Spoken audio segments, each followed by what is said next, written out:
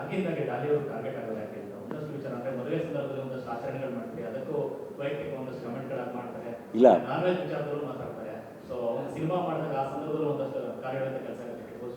ನನಗೆ ಅದೊಂದು ಖುಷಿ. ಆ್ಯಕ್ಚುಲಿ ಅದ್ರ ಬಗ್ಗೆನೂ ಭಾಳ ಹೆಮ್ಮೆ ಇದೆ. ದ ಮೋಸ್ಟ್ ಕ್ವಶನ್ಡ್ ಆ್ಯಕ್ಟರ್ ನಾನು ಏನು ಮಾಡಿದ್ರು ಭಾಳ ಪ್ರಶ್ನೆಗಳು ಬರುತ್ತಲ್ಲ, ಅದು ನನಗೆ ಭಾಳ ಖುಷಿ ಇದೆ. ಅದು ಭಾಳ ಎಚ್ಚರಿಕೆಯಿಂದ ಇಡುತ್ತೆ, ಇನ್ನೂ ಜಾಸ್ತಿ ಕೆಲಸ ಮಾಡೋ ಕಡೆ ಫೋಕಸ್ ಮಾಡುತ್ತೆ. ಬಟ್ ಏನಕ್ಕೆ ಅಂದರೆ ನಾನು ಮೇಜರಾಗಿ ಕರೆಕ್ಟು ನಾನು ಇನ್ನೊಂದು ವಿಷಯ ಹೇಳಬೇಕಾಗಿರೋದು, ಈಗ ಡಾಲಿ ಬಿರಿಯಾನಿ ತಿಂದ ಅಥವಾ ಡಾಲಿ ಹಿಂಗೆ ಅಂದರೆ ದ ಮೋಸ್ಟ್ ಡೇಂಜರಸ್ ಜಾಬ್ ಅದು. ಅಂದರೆ ನೀವೇನಾದರೂ ಒಳ್ಳೇದು ಹೇಳಕ್ಕೆ ಹೋಗೋದಿದೆಯಲ್ಲ, ಅದು ದ ಮೋಸ್ಟ್ ಡೇಂಜರಸ್ ಜಾಬ್ ಸೊಸೈಟಿಲಿ. ಅದು ಭಾಳ ಕಷ್ಟ. ಯಾಕೆಂದರೆ ಎಲ್ಲರೂ ಮನುಷ್ಯರೇ, ಎಲ್ಲರೂ ತಪ್ಪು ಮಾಡೋಕ್ಕೆ ಸಾಧ್ಯ, ಅಥವಾ ಈಗ ಎಲ್ರಿಗೂ ಎಲ್ಲ ಜ್ಞಾನವೂ ಇರಲ್ಲ. ನಾನೇನು ಭಾಳ ದೊಡ್ಡ ಜ್ಞಾನಿ ಅಲ್ಲ. ಸೊ ಕೆಲವೊಂದು ನಾವು ಹೇಳಿರ್ಬೋದು, ಕೆಲವೊಂದು ಬೇರೆಯವ್ರ ಪಾಯಿಂಟ್ ಆಫ್ ವ್ಯೂವಲ್ಲಿ ಅದು ಬೇರೆ ಥರ ಕಾಣಿಸ್ಬೋದು. ಸೊ ಪ್ರಶ್ನೆಗಳು ಬರೋದೆಲ್ಲ ಸಹಜ.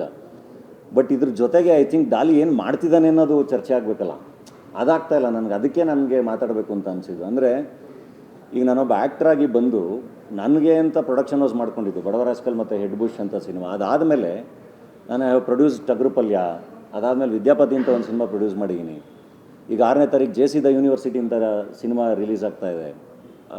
ಹೆಗ್ಗಣ ಮುದ್ದು ಅನ್ನೋ ಒಂದು ಸಿನಿಮಾ ರೆಡಿ ಇದೆ.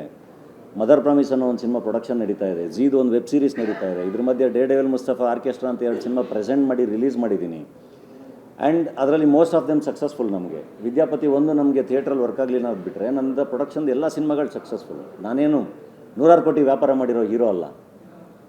ನಾನೇ ಒದ್ದಾಡ್ಕೊಂಡು ನಾನು ಬಂದು ಪ್ರೊಡಕ್ಷನ್ ಹೌಸ್ ಶುರು ಮಾಡಿ ಅದರಲ್ಲಿ ಈ ಇಯರ್ ಇಂಡಸ್ಟ್ರಿಯಲ್ಲಿ ಒಂದು 10 ಜನ ನಿರ್ದೇಶಕರು ಕೆಲಸ ಮಾಡಿರ್ತಾರೆ, 100 ಜನ ಕಲಾವಿದರು ಕಾರ್ಮಿಕರುಗಳು ಕೆಲಸ ಮಾಡಿರ್ತಾರೆ. ಆ್ಯಂಡ್ ನಾನೇನೋ ಒಂದು ಬೇರೆ ಏನೋ ಒಂದು ಓದಾಡ್ತಾ ಇದ್ದೀನಲ್ಲ, ಬೇರೆ ಏನೋ ಒಂದು ಕೆಲಸ ಮಾಡ್ತಾ ಇದ್ದೀನಲ್ಲ, ಕಾಂಟ್ರಿಬ್ಯೂಟ್ ಮಾಡ್ತಾ ಇದ್ದೀನಲ್ಲ,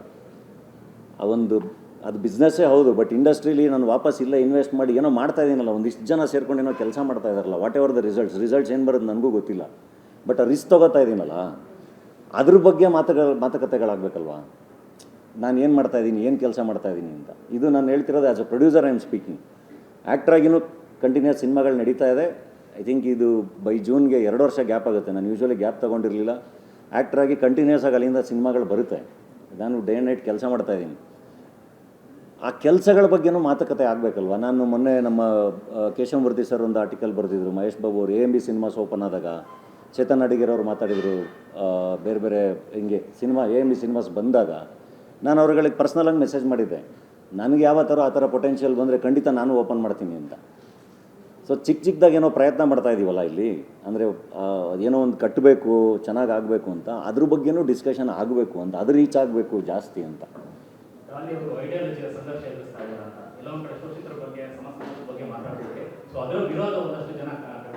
ಅಲ್ಲಿ ಈಗ ನಾನು ಹೇಳಿರೋದು ಎಲ್ಲ ಸ್ಟೇಟ್ಮೆಂಟ್ ತೊಗೊಳ್ಳಿ ನೀವು. ನಾನು ಹೇಳಿರೋದಲ್ಲ ಅದು.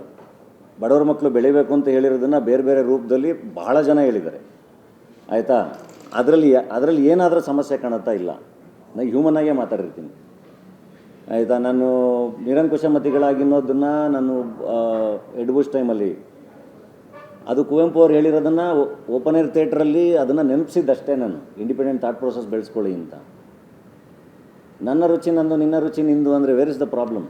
ನಾನು ಹೇಳ್ತಿರೋದು ಐಡಿಯಾಲಜಿ ಅದಕ್ಕೂ ಇದಕ್ಕೂ ಅಲ್ಲ. ನಾನು ಹೇಳ್ತಿರೋದು ಹ್ಯೂಮನ್ ಆಗಿರೋಣ, ಸಂಬಂಧಗಳನ್ನ ಸೆಲೆಬ್ರೇಟ್ ಮಾಡೋಣ ಅಂತಲೇ ಹೇಳಿರೋದು ನಾನು ಎಲ್ಲ ಕಡೆ.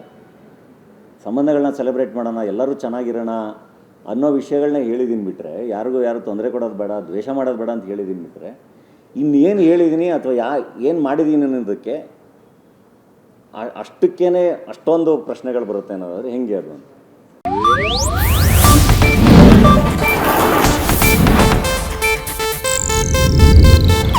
ಇದು ಏಷ್ಯಾನೆಟ್ ನ್ಯೂಸ್ ನೆಟ್ವರ್ಕ್ ಪ್ರಸ್ತುತಿ.